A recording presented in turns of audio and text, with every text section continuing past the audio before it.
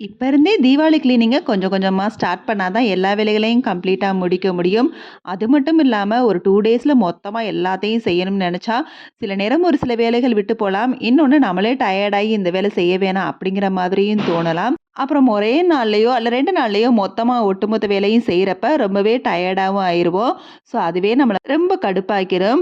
அதனால ரிலாக்ஸ்டா கொஞ்சம் கொஞ்சமா இப்ப இருந்தே உங்களோட வேலைகள ஸ்டார்ட் பண்ணுங்க. லஞ்சுக்கு தக்காளி தொக்கு தான் ரெடி பண்ணேன். அதுல வந்து 3 முட்டைய உடைச்சு ஊத்தி கொஞ்சம் முட்டை தக்காளி தொக்கா ரெடி பண்ணியாச்சு. அதோட 2 அப்பளத்தையும் பொரிச்சு சாப்பிட்டு லஞ்ச சூப்பரா முடிச்சுட்டு கொஞ்ச நேரம் ரெஸ்ட் எடுத்துட்டு, தேங்காய், வெங்காயம் மட்டும் அரைச்சு ஒரு ஹேர் பேக் ரெடி பண்ணேன். அப்படியே ஹேர் வாஷ் பண்ணிட்டு வந்து பூஜா ரூம வந்து ரெடி பண்ண ஸ்டார்ட் பண்ணிட்டேன். பூஜா ரூம்ல நானும் வந்து நெறைய வந்து கோலங்கள் ட்ரை பண்ணலாம்னு நெனைக்கிறேன். இப்பவும் ஒண்ணு ட்ரை பண்ணேன். பட் எனக்கே கோவம் வர மாரி போட்டேன். ஸோ அதனால திரும்பவும் அழிச்சுட்டு, எப்பவும் நம்மளுக்கு தெரிஞ்ச 3 கோலத்துல 1 போடுவோம்னு சொல்லி பழையபடி அதையே போட்டுட்டு, கொஞ்சம் ஒரு விஷயத்த மட்டும் ட்ரை பண்ணி மாத்தி பார்டர் மட்டும் சுத்தி போட்டு விட்டுருக்கிறேன்.